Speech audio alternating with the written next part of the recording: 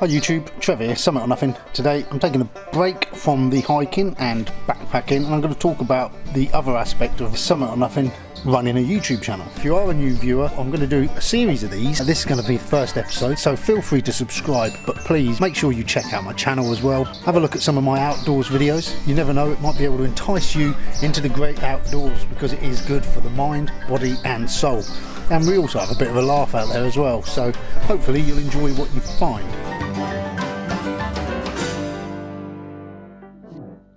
So as I said, I'm a hiking YouTuber, so a bit of a niche market, which is why I thought I'd like to do this video, because whenever you look up tutorials, YouTube advice, you tend to get the same channels popping up, and they're usually people who have created channels specifically to help YouTubers, so they're going to have success because 99% of all people on YouTube creating channels are going to be looking for advice. So we hear the same advice recycled, and a lot of it's good advice, don't get me wrong, but you don't hear from that many real YouTubers. So I'm going to make this series of videos talking about the things I've learned, the mistakes I've made. I'm just going to be honest basically about my YouTube experience. So this is the first part, and this is all about today my growth from 0 to 1,000 subscribers, the things I did that I think worked and the things I did that possibly slowed that growth down. I launched the channel June the 18th 2016,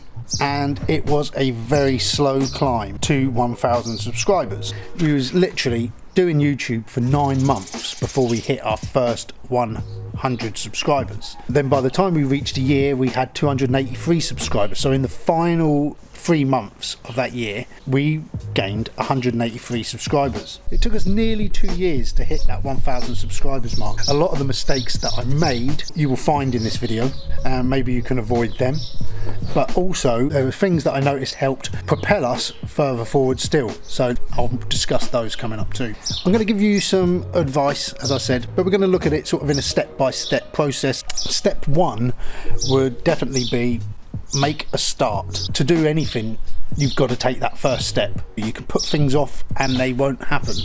With me, I wanted to go hiking, I wanted to see some mountains, so I contacted Nath, he took me up the moors and I filmed it. But back then we didn't have a Summit or Nothing channel. It was like the third time out that we decided we'd make a channel of it and have a go of it, because we'd shared the videos on another channel that I had, and we started to get some good views and some good comments, or some views and comments, and thought, let's just do this. We're going to do this for a while, let's document our journey.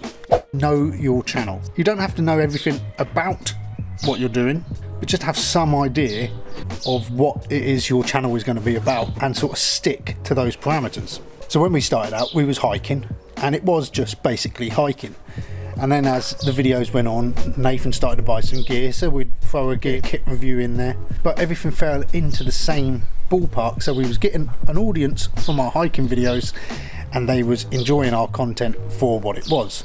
What I'm saying is basically, if you're going to start a YouTube channel, don't sort of look at all the successful types of video and throw them all on your channel hoping that they'll sort of work, because if you've done a cooking video one week, makeup tutorial the next, a gaming video, chances are that the subscribers and the viewers you pick up are going to be put off by the next video. So the more videos you do that don't interest them, the sooner they are to leave.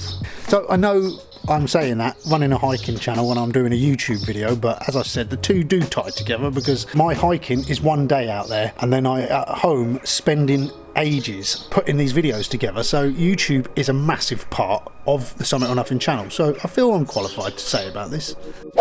Be prepared to put in the work, because let's face it, you are going to spend a lot of hours doing your YouTube channel, so you want to make sure you've chosen something that you're going to enjoy, and you're going to have to enjoy it further down the line. In a year or so, if you're bored of filming the videos and getting out and doing what it is you're doing in your videos, you are going to absolutely hate the monotonous task of editing, because editing is a massive part of YouTube, and if you don't enjoy that, then you are not in any way going to enjoy making a YouTube channel.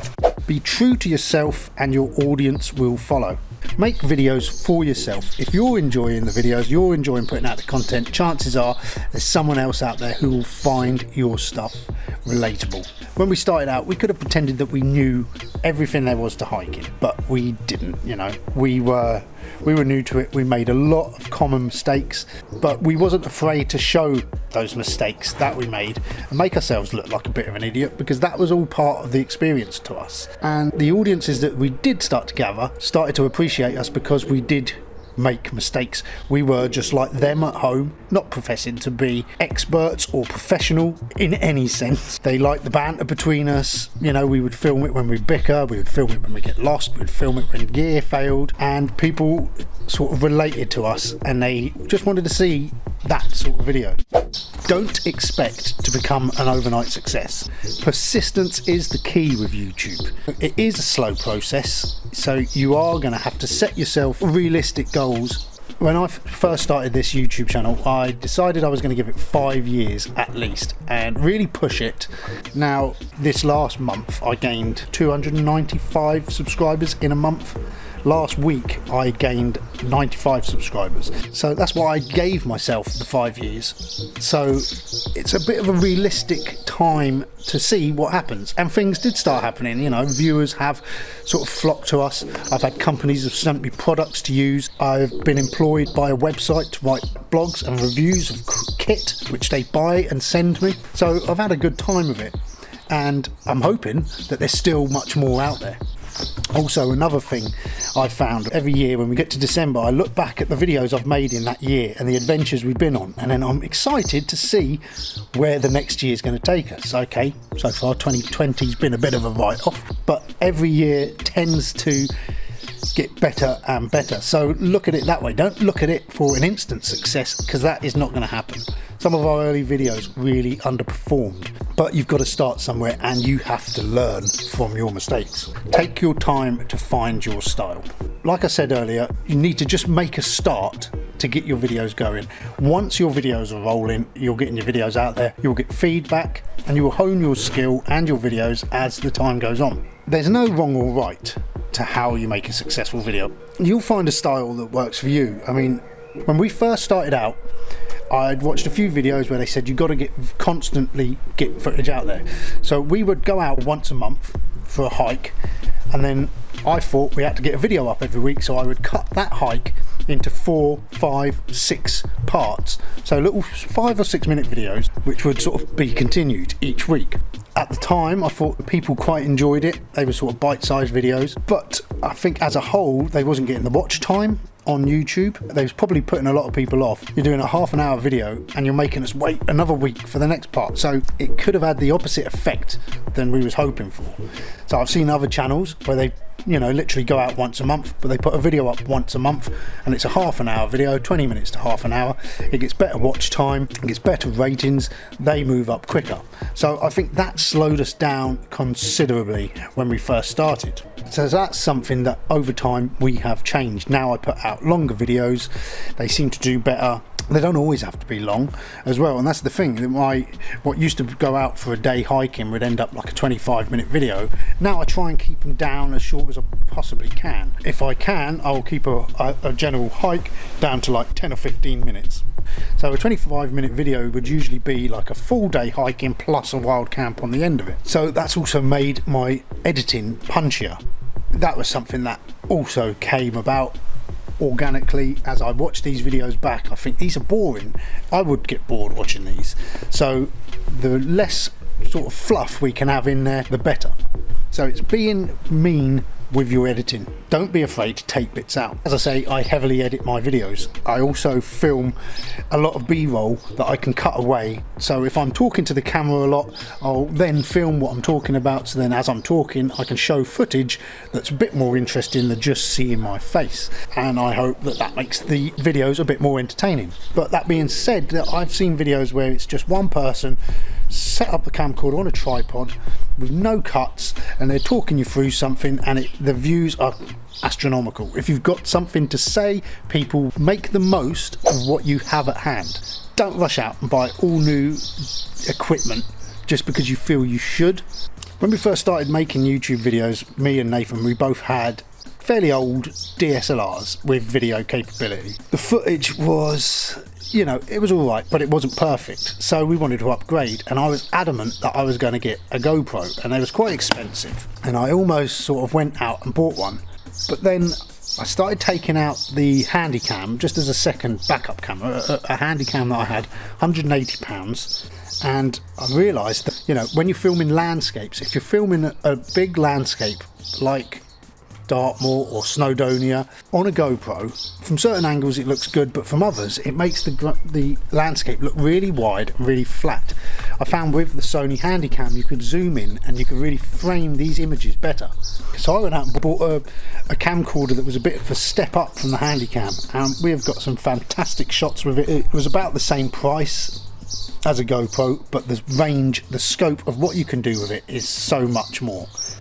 Also, another thing that when we were out on the hills we had issue with sound, the wind distortion. So I went out and bought a Rode microphone, I forked out for it, we took it out hiking, and then found when you're walking and you're talking, the microphone would bounce. Yes, it cut out the wind, but it would bounce, so you had this horrible sort of rattly sound all over your videos.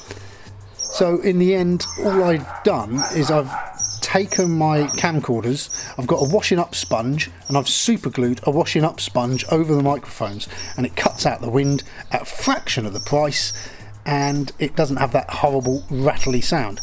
So, you know, for a matter of pence, I've done a better job than a piece of equipment I've just spent 70 quid, you know, 70, 80 quid on. So you don't need to fork out straight away. In time you can get as good gear as you like, but, you know, just make the most of what you got and let it grow organically. Another thing you can do is use social media. It is a massive marketing tool and it is free. So have an Instagram account, have a Twitter account. They'll help you get a following from different areas. But I think the best place to get extra views is through Facebook. So join Facebook groups about your niche. I've joined a lot of hiking and wild camping sites. Post your stuff up on there, share your videos, but make sure you do comment on other people's. Don't just spam, because no one likes a spammer. Also create your own Facebook page for your channel, so that could be a hub where you share all your information from, and then that way it gets traffic back to your page. And then at the top of that Facebook page, make sure you have a pinned post which links your YouTube channel, so people can come back, find your link, go to your YouTube, find your videos, subscribe, and there you have more subscribers. You don't need to go out and pay for Facebook advertising or YouTube advertising just to get yourself off the ground. You can do the same job much more effectively for free. The most successful thing that I ever done to get me more subscribers was actually creating a channel trailer for my YouTube channel, but uploading it separately onto Facebook, because when you scroll through Facebook, you posted a YouTube video, that video doesn't play, it's just a thumbnail, and half the time people just scroll past it. And I was posting videos up all the time, I still do, but I thought for this channel trailer I'm going to take a gamble, I'll put it up on Facebook. I might not get the views on YouTube, but I feel that if I share it to these groups on Facebook, as they're scrolling, the channel trailer will start playing and they'll be sort of hopefully drawn into the trailer. Why should you subscribe to Something or Nothing? And it worked. I've done it twice. First time was a moderate success. The second time it got me so many extra subscribers, it was absolutely brilliant. And the subscribers just went up. The followers on my Facebook page just exploded. So that was a massive event for me, and it helped to boost the page.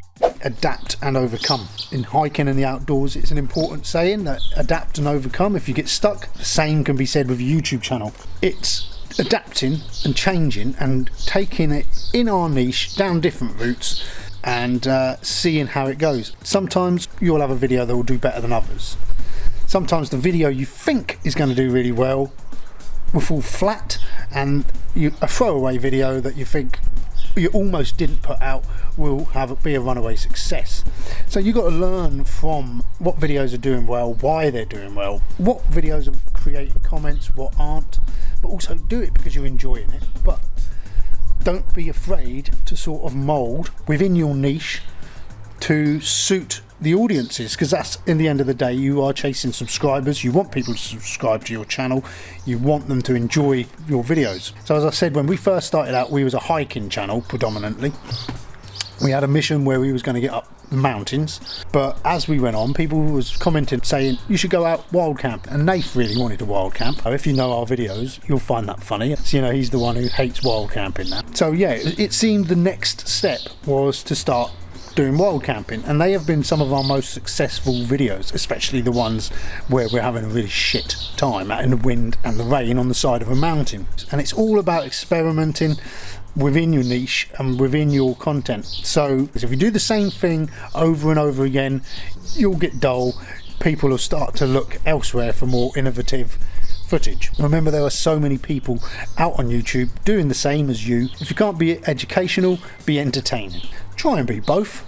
But like I say, I don't know things, I'm learning as I go, and I suppose the education for people is seeing me do things wrong half the time. So that's how I got up to 1,000 subscribers. In future videos, I'll talk to how you, once you get over 1,000 subscribers, how you sustain that and help to build growth. Yeah, I'll see you again soon for some more advice. Thank you. Peace.